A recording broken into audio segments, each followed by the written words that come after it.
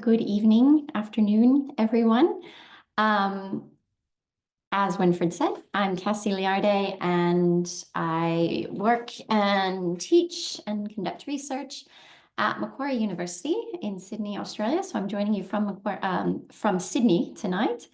And this evening, our talk is about developing the code, empowering students to succeed in advanced academic English contexts. So as we get started, why don't we break down that title and the goals of the talk, starting with this byline, empowering students to succeed in advanced academic English contexts.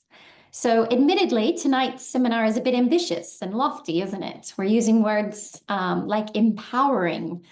If we unpack that word for a minute, because there's a lot of meaning infused in it, at a basic level, it's a verb, right? It comes from the infinitive to empower. And it simply means to give someone the authority or power to do something, to make someone stronger and more confident in their abilities to do something. And tonight, if our focus is on empowering students to succeed in these contexts, what we actually mean is that we're asking the question, how do we give students the power and confidence and ability to be successful in advanced academic English contexts? So that seems like a good aim. But when you read this title, did you maybe wonder why I chose the word empower and not some close synonym like equipping or training or educating students to succeed? Technically, those lexical choices were available to me, but I chose empower. And throughout our talk tonight, I'm going to provide you a bit of insight into my inner monologue and musings. Why does Cassie make the choices she does? So I chose empower because of my philosophy of teaching, my philosophy on language. As a linguist, I think it's pretty important to have a stance or position on what language is. And I tend to define language as a meaning-making system of communication. So language is used to make meanings, and any use of language, whether that's a visual or just a color, for example, red often in my culture means stop. Red is very festive in Chinese culture. Colors have meaning. I'm not going to send you white flowers in China because probably that's a sign of death. So any piece of text or language in use communicates a meaning. And I'm particularly interested in those meanings we make through grammar and vocabulary. But I also have a philosophy towards language and the teaching of language. You see, I actually began teaching English to speakers of other languages back in 1998, if you can imagine back that far. Some of you probably weren't even born.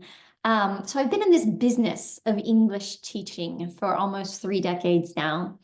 And I've taught English now 4 continents. I think it's like 7 countries at almost all levels of schooling, from primary through to adults and postgraduates. But across those different contexts, what I have observed is that there is one constant, one truth about language, and that is that language is power. If you are a highly proficient user of a language, then you have access to knowledge. If you are an effective communicator, people will listen to you. And when you ask them to do something like give you a job or fund your investment, then they tend to comply. Now, I would argue that all languages are powerful because each language holds value and meaning to those who use it as their heart language. But let's be honest, certain languages out there dominate. And we know that the most broadly reaching language in the world is, of course, English. So if language is power, then it follows that teaching someone English is an especially empowering process or practice, because it's not just giving us access to a language, it's giving us access to all the knowledge and ideas expressed or held in that language. Think about this. If you want to access knowledge, if you want to learn about something, where do you go? Besides Google. Maybe we go to school, right? But at school, we still need to read. We read textbooks. And if we go to uni, then we read scholarly journal articles. We read academic research. We read handouts from the teacher. We read PowerPoint slides like this. This is how the world learns new things. And this is how university researchers share their new knowledge with the world. When they stumble across new knowledge, they share it.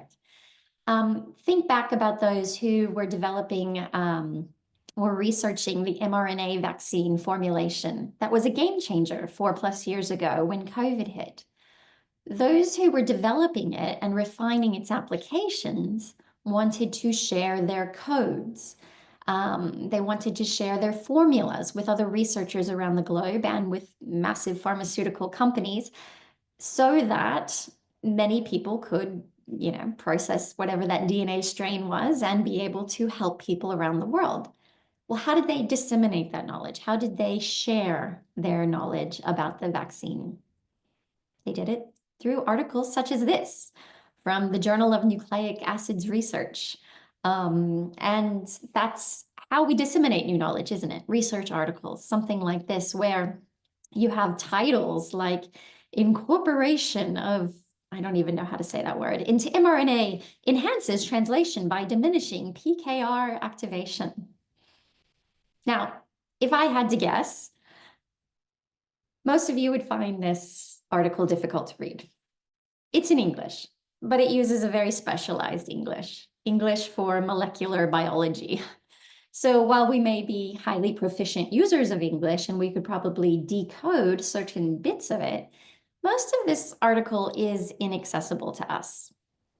But imagine how much more inaccessible it would be if we didn't even have English. And this is important because journal articles like this and how we share and are how we share and disseminate new knowledge. And did you know that 98% of the world's research is published in English? That means that most of the world's knowledge is effectively or essentially locked up in English. And therefore, to access that knowledge, you don't only need English, but you actually need advanced academic English. Just think, for example, of the rapid adoption of English medium instruction around the globe. So, of course, if you were planning to study at an Australian university, you would expect the content here to be taught using English. But up until 20, 25 years ago, if you were studying in a Chinese university, your teachers would probably be using Mandarin to teach you. I know because I used to teach in mainland China and I was teaching English, but all the other content and disciplinary courses at that time were taught through Mandarin. And again, that means that if you want to access knowledge, if you want to study in higher education, what you do is you have to not only anymore, you can't just expect to speak Chinese and go to university. You actually have to develop not only your language, but an advanced level of English proficiency, whether you want to study business economics, medicine, or molecular biology. Take, for example, this textbook. It's an introductory guide to economics. So this would be used in any Econ 101 type course. If we open the book to the first chapter, we see that the topic is modern economics and thinking like an economist. And very helpfully, the authors have set out the following objectives, clarifying that in this chapter, we will learn what economics is and what the key concepts that define core ideas in economics are, what markets are and which are the principal markets that make up the economy. So far, we can see this is pretty straightforward. If we had an intermediate grasp of English, even if studying economics was completely new to us, we can probably start to understand those first 2 points. But then we get into the third one. It's a bit more complex. We learn here that we're going to find out how microeconomics is the study of how individual consumers and firms behave, and macroeconomics examines the behavior of all individuals in an economy as a whole. Number 4, that normative economics examines the desirability of an action, and positive economics examines how the action works. And then we're going to learn about this competitive model. So imagine you're a brand new student of economics. Most of this terminology would be somewhat new to you. So how would you even get started in navigating these meanings? Well, it seems that there are a few keywords that we're going to learn in this chapter. We're going to learn what economics is, what markets are, and what are these special kinds of markets called principal markets. We're going to find out that there's not just economics, but there's other types or subcategories such as microeconomics, macroeconomics, and normative economics. So we can already start to see the relationships between these terms. We know that there's something called a market, and one type of market is this idea of principal markets. We don't know what these are yet, but we know that they relate to each other. And we could also start to build a taxonomy with these different types of economics, micro, macro, and normative. So this work I'm doing here is simply one of organization. And in scientific discourse, in the language of studying any disciplinary content in a systematic way, we often map ideas and concepts into taxonomies such as this. They show the interrelationship between how ideas relate to each other by comparison, contrast, cause, effect, etc.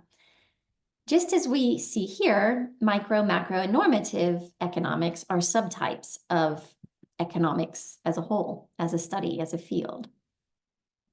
Academic and disciplinary discourse is also quite interested in defining these key concepts. And here in our first objective, we see that we're going to learn what the key concepts that define economics are. So let's take a look at this first concept we're being introduced to, microeconomics. Here we get a preliminary definition of microeconomics as the study of how individual consumers and firms behave. Okay, but what does that mean? Let's unpack that definition for a moment, starting with the study of. We can say that people who study microeconomics tend to study. What do they study? What are they interested in? Well, something about consumers, it would seem. Let's break that down. What is a consumer? It's a person who consumes something. So now we have a little bit of a better understanding of what microeconomics is. It's people studying how individual people who consume things and firms behave. They're interested in how they behave, likely in a relationship to how they consume things. Great. Starting to unpack these meanings and get a better understanding for these somewhat abstract technical terms. So let's go back to our taxonomy. Next up, we have macroeconomics, which is defined or described for us here as examining the behavior of all individuals in an economy as a whole. Let's unpack that definition, starting with behavior. What do we mean by behavior? Well, we mean how people behave, or in this sentence, how all individuals behave. Shall we go for one more? The last one in our taxonomy, normative economics. Here we're told that normative economics examines the desirability of an action. By now you have come to expect that what I'm going to do here. I'm going to look at this definition and identify keywords that I can unpack just a little bit more to better understand the meanings being communicated. Any guesses what I'm going to focus on here? Did anyone guess desirability? So what do we mean by desirability? We're talking about how desirable something is. And in this instance, we're talking about how desirable an action is. So now we've somewhat systematically unpacked these introductory definitions of microeconomics, macroeconomics, and normative economics. I didn't bore you with positive economics and the competitive model. But what we've been doing here and everything I've been saying out loud is effectively what goes on inside my brain when I read. And maybe you've been doing the same thing as well, because you're probably somewhat literate individuals. And I don't mean to brag, but I am a highly literate individual. I'm able to read. I'm able to decode dense meanings. And sometimes I find myself reading texts with vocabulary that I'm unfamiliar with. And to process that information and ensure that I understand what I'm reading, my brain somewhat automatically goes through this process of unpacking keywords or really dense words and rewording a sentence to make it more concrete, less abstract, less dense. So why does it matter that I can unpack the study out of as studies, microeconomic studies? Why does it matter that consumers are people who consume? Behavior is those people who behave. And why does it matter that desirability refers to how desirable something is? It matters because what I'm effectively doing here is engaging in a critical literacy skill that anyone and everyone who wants to be successful in any academic or professional context will need to be able to do. These underlined words up here, the study of consumer behavior and desirability, these are all something we call, they're examples of what we call nominalization. I can't see you, but I'm going to ask you to think, who out there has heard of nominalization before?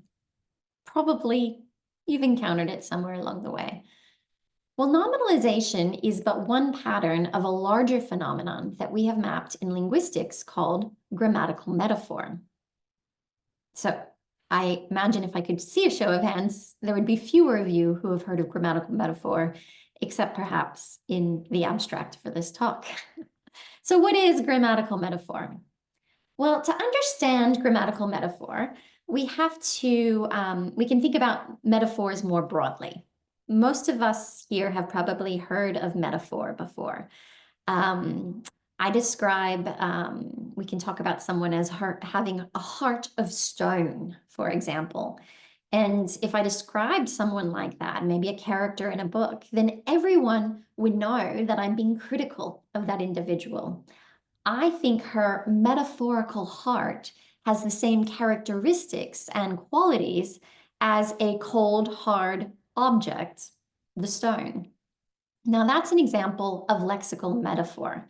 And within systemic functional linguistics, the theory of language that I'm situated, Michael Halliday encourages us to draw on our understandings of lexical metaphor so that we can then be able to understand grammatical metaphor, because both types of metaphor involve one thing being represented as though it were another. He calls this same signifier different signified. For example, if someone says, "I can smell a rat," those of us familiar with the language of comparison might readily recognize that the speaker does not literally detect a pungent, musky odor, but instead is metaphorically expressing their suspicions of deceptive or duplicitous behavior. The lexeme rat could refer to a literal rodent, or as in this case, it could refer to a metaphorical rat to describe someone as a traitor. An instance of what Halliday 1998 describes, again, as same signifier, but different signified. So you can see it as the actual rat or the shady person. With grammatical metaphor, we're describing language that is same signified, different signifier to express those same meanings. For example, we could continue talking about our metaphorical rat, but we could talk about his behavior and the subsequent consequences in this paratactic sequence. He betrayed his comrades, so they got rid of him. We could alternatively reconstrue these meanings. We could, for example, take this verb betrayed and talk about his betrayal. We could talk about getting rid of him as his demise.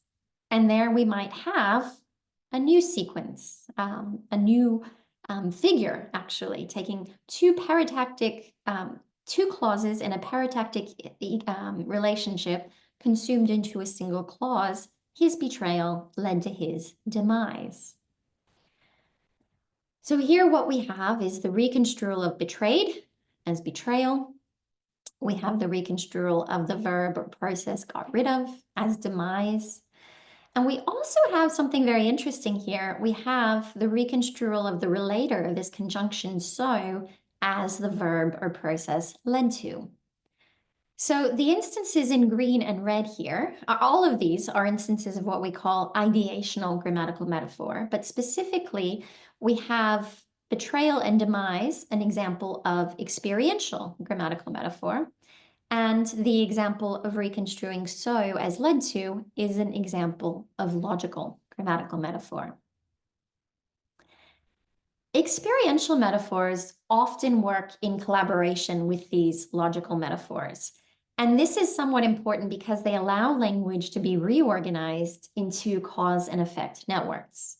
And these are particularly important in academic and professional contexts where events or phenomena are treated as existing in cause and effect networks. So like I did with the taxonomies there, putting information, ideas, and concepts in relation to one another, especially in cause and effect networks, is something that we highly value and privilege in academic and professional discourse. We also know that in academic discourse, the source of modality in statements is disguised or backgrounded, whereas events or concepts are foregrounded, they're put forward. And this is distinct from the language of informal or everyday expression when actors, commonly human actors, are the ones being foregrounded. Let me give you another example of this. So these are two headlines drawn from news stories several years ago. So the first one, the US soldiers killed and injured over 100 Syrian Syrian civilians in today's drone strike. Number two, today's drone strike resulted in over 100 Syrian casualties. Notice how their use of language differs. They're technically reporting the same news, but they're able to express and communicate very different values and opinions about the news that they're reporting, simply by their choice of language and expression. This first sentence is congruent.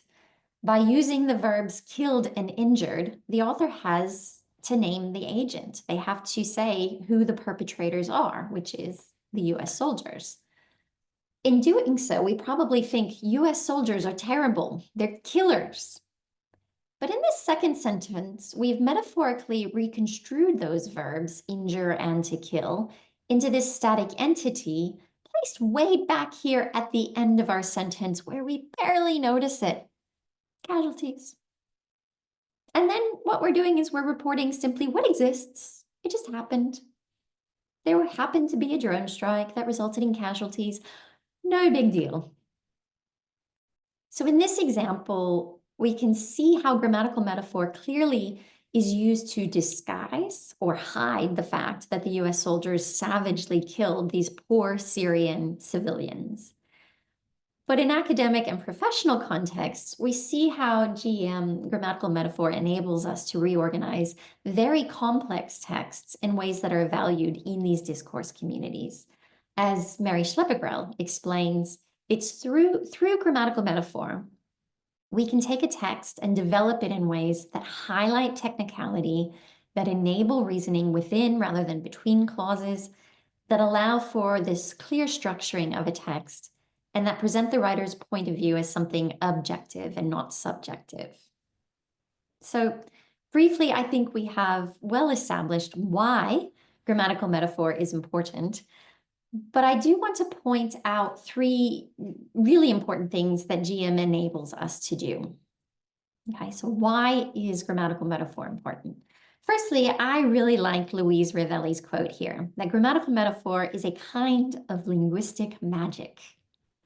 For someone studying a language or looking to develop their literacy in a language, grammatical metaphor is the fastest way to progress in the written mode. Grammatical metaphor is magical. Others and I have referred to it as a linguistic power tool because it achieves more than one textual function at a time. And it's critical because it expands the meaning potential of a language.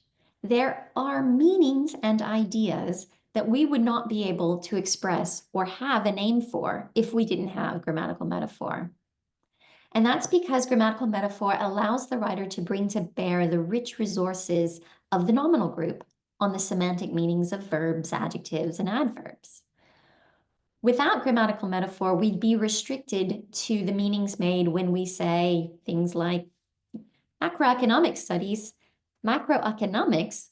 how individuals behave within an economy. But just listening to the metaphorical version here, you can start to hear and sense just how much more robust metaphorical expression allows us to make meanings. Macroeconomics is the study of individual behavior within an economy. So we can see very clearly that grammatical metaphor is a critical and powerful linguistic tool central to achieving the language and expression valued in academic and professional contexts. But critically, I'll just pop back for a second, critically, if you look around and try to find pedagogical resources to teach grammatical metaphor, there's actually not a lot out there. I was first introduced to grammatical metaphor in 2009. So it's been over 16 years now, just over 16 years. And I remember learning it as an adult, after having studied, an undergraduate degree and a master's degree. And I remember saying, gosh, I wish someone had taught me this. And no one ever had. I guess they just assumed that because I'm exposed to so many texts, that I would just know how to use grammatical metaphor. But what I found and what I studied during my PhD was how, for example, those who use English as an additional language develop their proficiency in grammatical metaphor. And it's different, right? It's different than if you're doing it in your first language. And by the way, grammatical metaphor is in all written languages, so it's not exclusive to English. So I've been studying grammatical metaphor, or known about it, for 16 years, and I still get excited and somewhat surprised when I see it included in a textbook or as part of a curriculum, because it's still very rare. And I recognize that there's many reasons for this. I think people get a bit intimidated by grammatical metaphor. I remember when I started teaching at Macquarie 12, 13 years ago, I was encouraged not to teach grammatical metaphor. And the rationale was that it'd be too complex and difficult for undergraduate students to grasp. Now, of course, I ignored that advice, and for years I've been teaching grammatical metaphor explicitly to my students. And you know what? They love it. So I find it as an empowering tool, and if we're going to look at how to help empower students to succeed in advanced academic context, English context, then we really fundamentally have to help them, or us even, develop the code of language, develop our proficiency over this powerful resource. Now, we don't have much time left, and I do want to leave enough time for questions later on, but I wanted to introduce you to some resources that you can use to improve your own grasp of grammatical metaphor and probably develop your own writing proficiency a bit. But also, if you're out there teaching English or teaching others how to teach English, these are some great resources. And first, I want to quickly walk you through a sequence of activities that I use to teach grammatical metaphor to my students. So firstly, when I am teaching grammatical metaphor, I introduce the goal of expressing language in a formal academic way. And to do this, I use an example of language that is comically not formal or academic or anywhere near professional. I show my students a clip from a press conference early in Trump's first presidency back in 2017. And if you want to watch the fuller clip, you can go to my YouTube page and watch a seminar I gave back in 2020 that unpacks this in more detail. Or you can read this article that I wrote with my colleague Sharon Black, also in 2020, which unpacks the grammar of those two responses to the reporter's question. But once we watch this video and unpack the language within it with my students, you come away with this sense that Trump's language is expressed, that Trump's language and expression is what we would say is very verb heavy, whereas Trudeau speaks more concisely, he is more articulate and expresses himself in more noun heavy expression, which is when I pose to my students this question: how do we make our language less verb heavy and more noun heavy? Basically, how do we transform our language to sound less like a rambling Trump and more like a professional, respected leader? And the reality is that when you unpack a transcript of the way Trump's speaking, and I point this out to my students, it's not that far off of some of the essays that they've written. And so they can recognize that there's some lack of cohesion in what they write, or their writing is a bit verb heavy from time to time. Well, the first step to making language less verb heavy and more noun heavy is to reorganize our language, our verbs, into nouns. And most verbs can be packaged as nouns or nominal elements. So we can say to develop could be the development, or we could even use it in a larger nominal group, the developed nation. And what we are doing here is simply make it a noun. That is what nominalization is, just make it a noun. So that's a very accessible, systematic way to introduce grammatical metaphor at a basic level. But to unpack it, I try to teach them, okay, here's an example. Because I was sick, I had to turn in my paper late. We have two verbs here, was and had to turn in. Okay? Two active verbs that create two whole clauses that are related to each other in this paratactic sequence. Because I was sick, I had to turn in my paper late. Probably something we've heard from many of our students. All right, but now I want to turn this into a nominalization. I'm going to start with I was sick. So I teach my students, I ask my students, okay, what's another way to say I was sick? And I give them the clue. You're going to start out with my something. Well, they come up with things like my sickness. And then I say, okay, well, that's great. But now because is not going to be used as a conjunctive adverb, we need to change it to something like because of or due to. So we could say our new sentence, if we take the new ingredients of my sickness and because of or due to, we can then have because of my sickness, I had to turn in my paper late. And what we've done here is reconstrued this sequence, two clauses, is now consumed into a single clause. There's only one active verb, and that makes my sentence all the more dense, less verb heavy, more noun heavy overall. Now, you might have remembered that I talked to you before about nominalization helps make things more noun heavy, but in academic or formal academic expression, we are also very concerned with forming these cause and effects relational networks. So let's take it a step further. We know that academic language often reports on the interrelationship between phenomena. Due to X, Y happens, or X leads to Y. So now I challenge my students to take nominalization to the next level. Our original sequence is, because I was sick, I had to turn in my paper late. We've already taken I was sick and reorganized it into my sickness, or we can say my illness. Now let's go and take this next verb, turn in. What's a noun form of turn in? Now this one's a bit tricky and sometimes we have to unpack it a bit. I can say, what's another verb that means turn in? Submit. Now if we have submit, we can easily say that the noun form is submission. So I had to turn in my paper late can then become the late submission of my paper. Now we have to think about where we're going to put that causal meaning of because, and we can do this through a verb such as leads to, results in, or causes.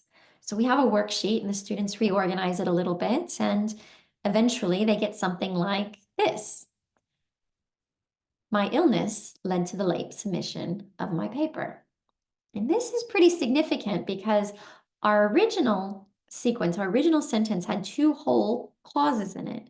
But this one, we only have one verb, so it's one single clause.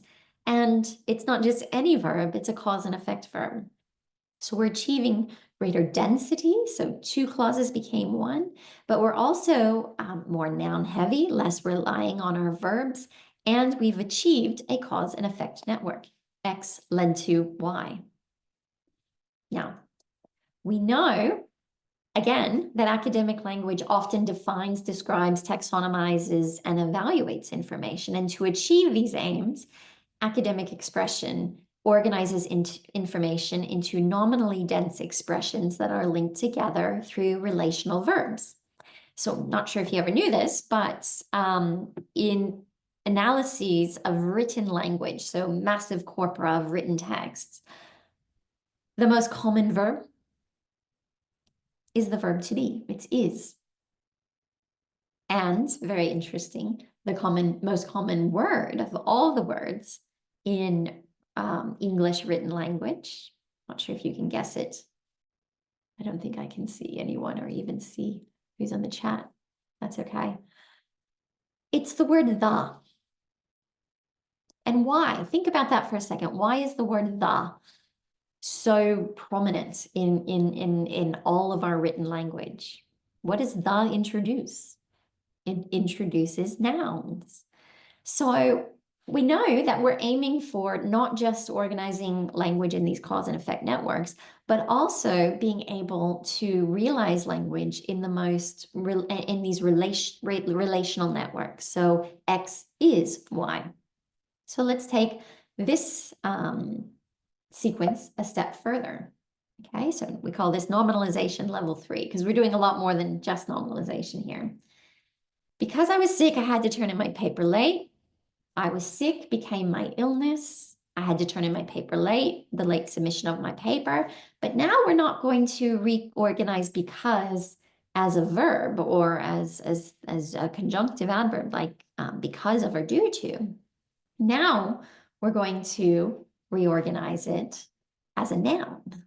And that means it's going to have to become part of one of our already reconstrued nouns, like my illness or the late submission of my paper.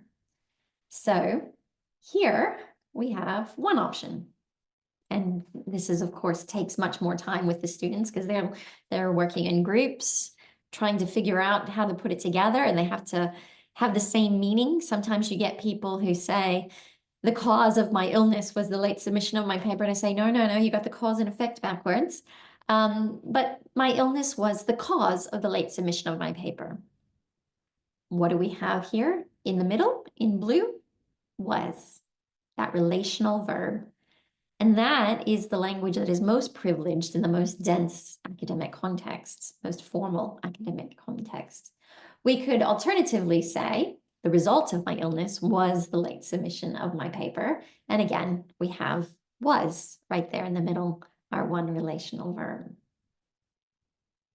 So we can map this because increasingly each of these became more dense, more noun heavy, more relational, more incorporating the cause and effect networks. Because I was sick, I had to turn in my paper late. Somewhat grammatically complex, two whole clauses related through a relator, because. Then we reduced it or condensed it into a single clause, but we still had this prepositional phrase, because of my illness, and then our main clause, I had to turn in my paper late.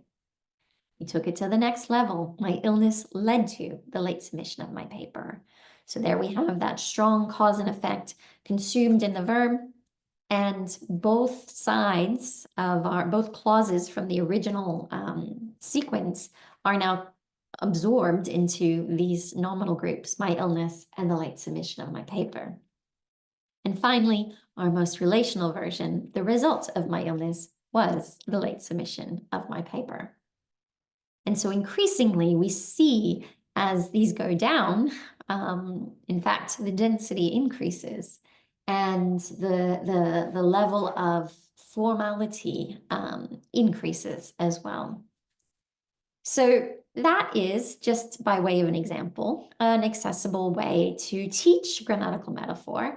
But to teach grammatical metaphor effectively in the field, we actually need many more resources. And one thing we know from the research and from our experiences is that there aren't many pedagogical resources. They are very limited. So this led several years ago, one of my former PhD students, now graduate, Dr. McGrath, and I, to ask, is there a better, more systematic way to teach grammatical metaphor? And we weren't just interested in the best ways to teach grammatical metaphor, but we wanted to also investigate it as an objective study. And it's important to note that grammatical metaphor research and analysis is very manually intensive. It takes a long time to identify grammatical metaphors in context.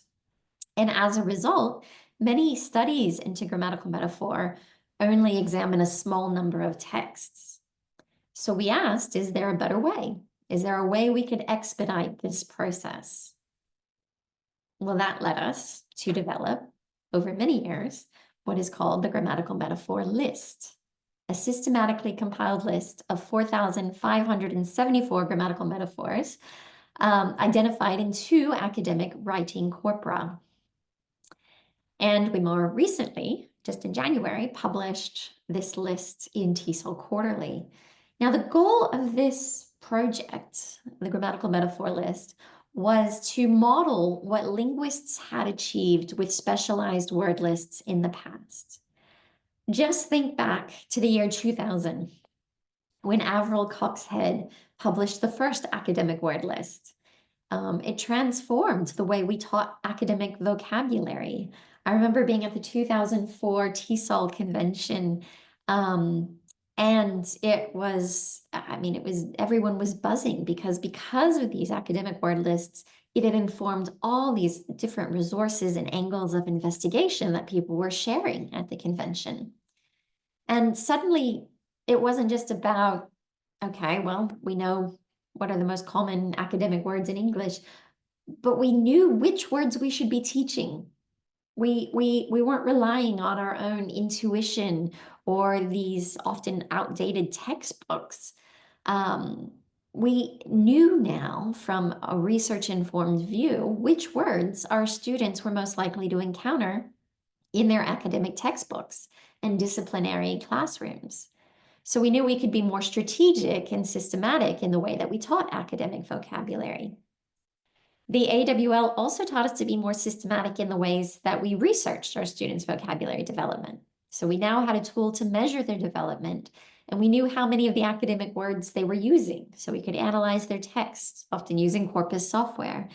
And we knew from our analyses that